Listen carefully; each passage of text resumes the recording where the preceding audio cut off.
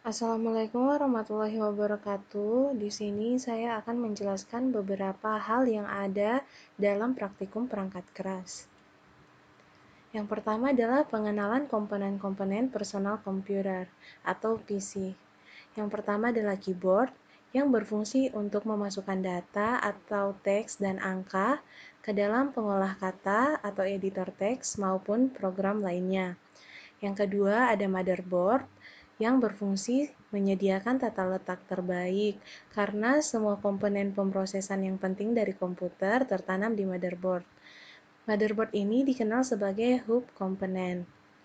Yang ketiga ada hard disk yang berfungsi sebagai tempat penyimpanan segala macam data, file, serta dokumen virtual seperti DOC, PDF, MP3, dan lain-lain. Yang keempat ada power supply yang fungsinya untuk mengaliri arus listrik untuk komponen-komponen atau hardware pada komputer dengan arus DC. Arus listrik yang masuk ke PC berupa arus AC, kemudian diubah menjadi arus DC atau searah. Gambar berikutnya adalah prosesor. Fungsi dari prosesor adalah melakukan perhitungan dan menjalankan tugas dari seorang user yang menjalankannya. Kemudian ada CD-ROM yang berfungsi membaca data CD dan melakukan burning data ke CD. Artinya dengan menggunakan CD-ROM kita bisa menyiapkan data, maksud saya menyimpan data ke dalam piringan CD atau menampilkan data dari CD. Kemudian ada heatsink yang berfungsi untuk memperluas transfer panas dari sebuah prosesor supaya suhu di dalam prosesor tidak terlalu panas. Kemudian ada fan atau kipas yang berfungsi mengeluarkan panas dan menggantinya dengan udara segar ke dalam sistem. Kemudian di gambar berikutnya adalah floppy disk untuk menyimpan data dengan memori terbatas yang hanya mencapai 1,44 MB. Lalu di gambar berikutnya ada RAM, fungsinya sebagai tempat penyimpanan data sementara dan berbagai instruksi program. Lalu ada VGA card yang berfungsi untuk menerjemahkan atau mengubah sinyal digital dari komputer menjadi tampilan grafis pada layar monitor.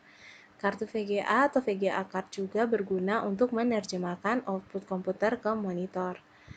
Lalu ada mouse PS2 atau USB. Fungsinya untuk melakukan kegiatan yang disebut klik, double klik, klik tahan, dan geser, atau drag drop, dan klik kanan. Kemudian ada numeric keypad yang berfungsi untuk memberikan inputan berupa angka dan operator matematika seperti penjumlahan dan pengurangan dan masih banyak lagi. Lalu ada kabel tester yang berfungsi untuk mengecek atau memeriksa apakah kabel jaringan yang telah terpasang konektor sudah terpasang dengan benar atau tidak. Lalu ada kabel ATA yang berfungsi untuk menghubungkan antara motherboard dengan hard disk dan juga CD-ROM atau DVD-ROM di dalam perangkat komputer. Kemudian di gambar berikutnya ada port VGA atau VGA portable. VGA adalah port bersifat analog yang menjadi penghubung antara VGA card dan monitor. Kini fungsi tersebut makin berkembang dengan hadirnya signal digital seperti HDMI dan DVI. Kemudian ada kabel SATA yang berfungsi untuk menghubungkan perangkat penyimpanan seperti CD-ROM, DVD-ROM, dan DC RW2. Kemudian ada CD atau DVD eksternal, bisa untuk menginstal software, backup data, serta mengatur CD atau DVD. Kemudian ada kabelan, berfungsi menghubungkan komputer yang satu dengan yang lainnya, menghubungkan komputer dengan router, menghubungkan komputer dengan device lainnya. Kemudian ada modem, mengubah sinyal digital menjadi sinyal analog dan sebaliknya terlebih dahulu ketika proses pengiriman data. Kemudian ada tang crimping yang digunakan untuk memotong kabel, mengelupas kulit kabel, dan mengkrimping RJ45. Kemudian ada scan barcode yang berfungsi memindai simbol atau menangkap dan merubah kode bar menjadi data elektrik lalu mengirimkannya ke komputer dengan format data yang sederhana. Lalu ada router yang berfungsi sebagai penghubung dari beberapa jaringan. Lalu ada fingerprint yang berfungsi untuk mengamankan dan sebagai verifikasi, sama halnya dengan password dan pola. Hanya saja media yang digunakan untuk verifikasi adalah sidik jari. Itulah yang digunakan sebagai ID primary key. Lalu ada obeng plus minus dan tang yang berfungsi mengencangkan baut yang memiliki kepala yang serupa. Kalau tang berfungsi sebagai penjepit atau penahan benda kerja. Kemudian ada scanner. Scanner ini berfungsi sebagai pengganda berkas untuk kemudian dikonversi dan disimpan dalam bentuk digital. Lalu print yang berfungsi mencetak dokumen, mencetak foto, mencetak stiker, dan sablon. Lalu ada monitor yang berfungsi sebagai adaptor tampilan yang menampilkan informasi yang diproses oleh kartu video komputer. Lalu speaker yang berfungsi mengubah gelombang elektrik atau listrik menjadi audio atau gelombang suara. Lalu webcam yang berfungsi menangkap gambar secara live kepada siapapun. Contohnya bisa dipakai untuk meeting ataupun belajar online. Dan yang terakhir ada casing yang berfungsi melindungi komponen yang ada di dalamnya. Kemudian untuk bagian kedua pada praktikum ini yaitu merakit komputer. Memasang komponen pada motherboard. A. Memasang prosesor pada chipset motherboard. Tingkat kesulitan yang ada yaitu mudah. Faktor resiko yang mungkin terjadi yaitu pemasangan prosesor yang terbalik. Jika prosesor terbalik, maka tidak akan menyala. B. Memasang heatsink dan kipas prosesor. Tingkat kesulitan yang ada yaitu sedang. Faktor resiko yang mungkin terjadi pada pemasangan kipas dan heatsink tidak menyala sehingga mengakibatkan panas pada prosesor. Bila tidak ingin komponen menjadi panas, maka jangan lupa memasang heatsink dan kipas. C. Memasang RAM. Tingkat kesulitan yang ada yaitu mudah. Faktor resiko yang mungkin terjadi pada saat pemasangan RAM yaitu RAM terbalik atau dipasang secara paksa yang akan mengakibatkan patah. Harus berhati-hati saat memasang RAM agar tidak mengakibatkan kerusakan. Yang kedua adalah menyiapkan casing. A. Pemeriksaan kelengkapan casing. Tingkat kesulitan yang ada yaitu mudah. Faktor resiko yang mungkin terjadi, komponen lebih mudah berdebu karena tidak teliti pada saat memasang casing dengan benar. Untuk mencegah hal itu terjadi, sebaiknya memasang casing dengan rapat sehingga tidak terjadi gangguan pada komponen yang ada di dalamnya. B. Memasang power supply. Tingkat kesulitan yang ada yaitu sedang. Faktor resiko yang mungkin terjadi yaitu bila memasang dengan terbalik akan terjadi kesulitan pada saat memasang kabel power supply ke motherboard. Dan pada saat memasang power supply ke kabel supply jangan terhubung dengan aliran listrik. Yang ketiga yaitu memasang motherboard. Tingkat kesulitan yang ada yaitu mudah. Faktor resiko yang mungkin terjadi adalah motherboard bisa terkena korslet jika dipasang dalam keadaan dialiri arus listrik. Memasang motherboard dengan hati-hati dan pastikan bahwa motherboard dipasang dengan rapat di bagian bautnya. Yang keempat adalah memasang DVD atau CD-ROM atau RW driver. Tingkat kesulitan yang ada yaitu mudah. Faktor resiko yang ada adalah pemasangan yang terbalik. Pemasangan DVD dipasang dari depan dan pastikan tidak terbalik dan jangan lupa memasang kabel power dari power supply. Yang kelima adalah memasang hard disk. Tingkat kesulitan yang ada yaitu mudah. Faktor resiko yang ada adalah pemasangan hard disk yang terbalik. Dan jangan sampai menjatuhkan hard disk saat dipasangkan dan kencangkan dengan baut. 6 adalah memasang kipas. Tingkat kesulitan yang ada yaitu mudah. Faktor resiko yang mungkin terjadi adalah menghalangi komponen komputer yang lain, menambah kipas pada PC, dan jangan sampai menghalangi komponen lain. Yang ketujuh adalah menghubungkan kabel dengan komponen internal. A. Memasang kabel power dari power supply ke motherboard. Tingkat kesulitan yang ada yaitu sedang. Faktor resiko yang mungkin terjadi adalah memasang kabel power supply ke motherboard sambil dialiri arus listrik. Memasang kabel power supply ke motherboard sesuai dengan soket masing-masing. B. Menghubungkan kabel casing dengan motherboard. Tingkat kesulitan yang ada yaitu mudah. Faktor risiko yang mungkin terjadi yaitu memasang penutup casing dapat membuat kemasukan debu dan pastikan casing terpasang dengan baik.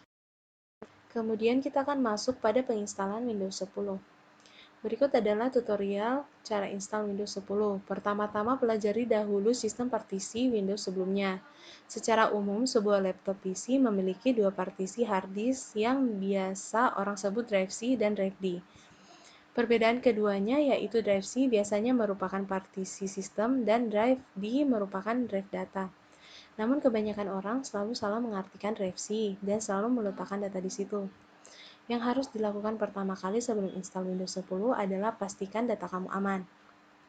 Segeralah backup seluruh data kamu mulai dari desktop, My Document, dan lain-lain. Pindahkan ke drive D semuanya tanpa terkecuali.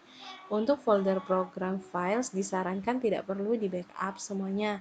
Akan lebih baik jika nantinya kamu menginstalnya menggunakan master installer setelah Windows 10 selesai diinstal. Jika semuanya sudah dilakukan, silahkan buat bootable Windows. Bootable Windows di sini berarti kamu harus membuat installer Windows 10 ke dalam sebuah media. Media tersebut boleh berupa flash disk maupun DVD. Bagaimana caranya?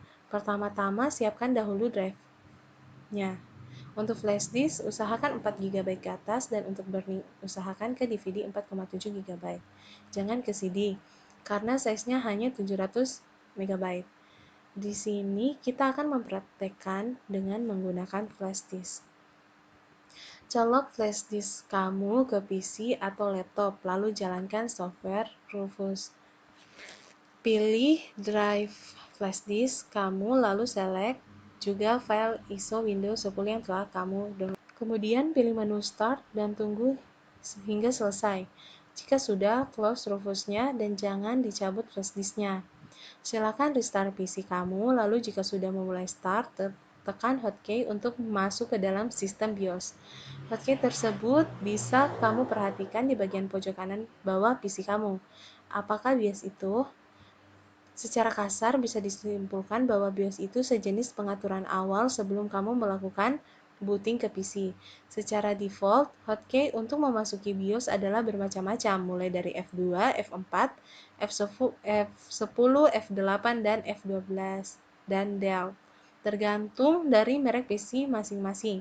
Usahakan agak cepat menekannya agar proses ini tidak terlewatkan. Jika terlambat, silakan ulang restart kembali. Untuk proses ini, pastikan flash disk kamu dalam keadaan tercocok. Selanjutnya, jika sudah berhasil memasuki BIOS, pasti kamu akan menjumpai tampilan yang berwarna biru, lalu masuk ke tab boot dan cari boot option atau boot order. Setting boot order kamu agar pilihan menjadi removable disk. Jika tidak ada, cari saja nama merek flash disk kamu, contoh Kingston atau yang lainnya. Kamu bisa berada paling atas, disusul oleh hard disk atau hard drive. Jika tidak ada, cari yang ada embel-embel HDD atau merek hard disk kamu, contohnya Hitachi. Di pilihan kedua, jika sudah tersusun seperti itu, lakukan save dan exit dengan tombol F4 atau F10. Tergantung dari merek BIOS-nya. Silakan baca aturan key-nya di sebelah pojok kanan bawah. Setelah proses save selesai, maka PC kamu akan kembali restart. Namun yang akan kamu jumpai setelah ini adalah logo installer Windows 10. Sampai di sini pilih bahasa yang mau kamu gunakan, selebihnya biarkan saja lalu klik install now. Nah, sekarang kamu akan dihadapkan dengan inputan serial. Kamu nggak perlu cari-cari serial lagi, cukup di skip aja. Selanjutnya ada dua pilihan instalasi, pilih saja custom dan kamu akan menuju ke pengaturan partisi. Untuk sesi ini harap diperhatikan baik-baik ya, karena kamu akan menjumpai partisi-partisi apa saja yang akan ada di PC kamu. Sekarang select drive C, jangan sampai salah atau data-data kamu yang di partisi D pun juga akan lenyap. Dalam screenshot di samping ini, kebetulan size drive C adalah 20 GB. Maka itulah yang akan diformat. Pilih menu format lalu yes. Tunggu sebentar, kemudian pastikan drive yang sedang terselect atau dipilih adalah drive C yang tadi. Lalu silakan klik next untuk melanjutkan, jangan sampai salah. Proses instalasi sedang berlangsung. Proses ini akan memakan waktu hingga sekitar 20-30 menit. Jika sudah, PC kamu akan otomatis melakukan restart. Saat melakukan proses restart dan sudah muncul logo merek PC atau laptop, kamu langsung cabut flash disknya atau proses instalasi akan kembali diulang. Tunggu proses restart hingga lebih kurang 10 menit. Jika sudah, maka akan kembali otomatis restart kembali. Setelah itu, kamu akan kembali lagi dihadapkan dengan pilihan serial number seperti pada gambar di samping ini. Pilih saja Do This Later, lalu akan diarahkan ke menu setting. Pilih tombol Use Express Settings agar tidak ribet lagi. Tunggu sebentar hingga proses automatic setting selesai. Selanjutnya ada lagi pertanyaan Who owns this PC? Pilih saja I own it, lalu Next. Sekarang kamu akan diminta login dengan Microsoft account. Cukup di-skip saja. Kalau mau login, cukup dilakukan nanti setelah semuanya selesai. Di bagian Create User Account, isikan nama kamu dan juga password.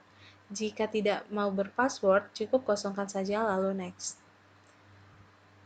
Tunggu loading sebentar, lalu kamu akan diarahkan ke dalam Windows. Laptop atau PC berhasil install. Kemudian ada instalasi program aplikasi dan utilitas. Yang pertama adalah setelah instalasi Windows, install program aplikasi dan utilitas. Install antivirus dan WinRAR, install drive PC atau laptop, contohnya driver VGA, driver Wiki, Bluetooth, dan driver yang dianggap penting dan yang diperlukan. Keempat adalah install program aplikasi Microsoft Office. Yang kelima, install aplikasi tambahan berupa musik dan video seperti Winamp atau GOM Player. Yang keenam adalah install browser berupa Chrome dan Mozilla.